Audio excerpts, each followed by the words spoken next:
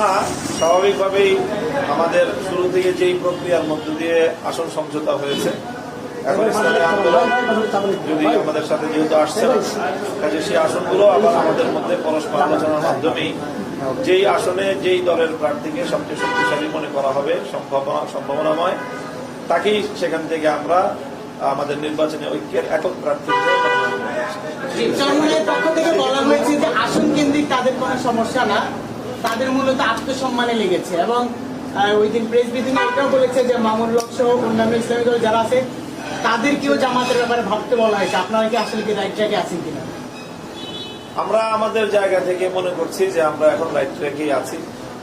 আসলে সম্মান, মর্যাদা, আচরণগত যে বিষয়গুলো, এগুলো আসলে প্রত্যেকের সেনসিটিভিটি, স্পর্শকাতরতা, যার যার মানে অনুভূতির বিষয়। আর অনুভূতি সকলের তো এক হয় না। আমরা অন্য সকলের অনুভূতিকে সম্মান জানাই, শ্রদ্ধা জানাই। শুরু থেকেই আপনারা এই দলটা, এই গ্রুপটা ইসলামী বলেন।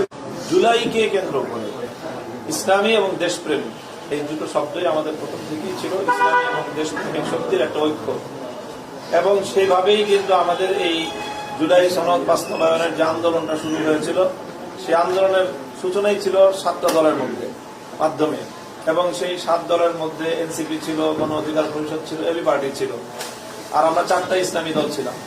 কাজে এর সূচনাটার মধ্যেই কিন্তু শুধু ইসলামী দলের মধ্যে এটা সীমাবদ্ধ ছিল না। তখন থেকেই এটা দেশপ্রেমিক এবং ইসলামী একটা জোটের কথা বা ইসলামী অ্যালায়েন্সের কথা আসছিল।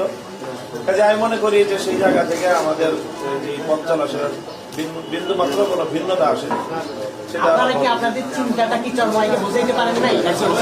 আমরা কারোর ষড়যন্ত্রের এটাকে দোষী মনে করছি না। আমরা মনে করছি যে এটা আমাদের ব্যর্থতা যে আমরা সকলে মিলিত হয়ে থাকতে পারলাম না, এবং আমরা জনগণের যে জনপ্রত্যাশা আমরা তৈরি করেছি, সেই প্রত্যাশার জায়গাটাকে আমরা পরিপূর্ণভাবে রক্ষা করতে পারি নাই।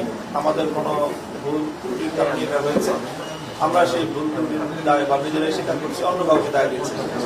এটা আমি যেটুকু মনে করি যে কথাটার যে বক্তব্যটা আমির জামাতের পক্ষ থেকে এসেছে, বক্তব্যের মূল অর্থ হলো যেই প্রক্রিয়ার মধ্য দিয়ে বর্তমানে বাংলাদেশ চলছে, যে প্রক্রিয়ার মধ্য দিয়ে নির্বাচন হচ্ছে, যে প্রক্রিয়ার মধ্য দিয়ে সাংবিধানিক যে বাধ্যবাধকতার মধ্য দিয়ে আমাদেরকে রাজনীতির ধাপে ধাপে অগ্রসর করতে হচ্ছে, সেই প্রক্রিয়ার মধ্য দিয়ে এক দফায় হঠাৎ করেই একসাথে একদিনেই ইসলামী শরিয়ার পরিপূর্ণ আইন বাস্তবায়ন করা সম্ভব না। এই সম্ভাব্যতার জায়গাটাই উনি বলেছেন।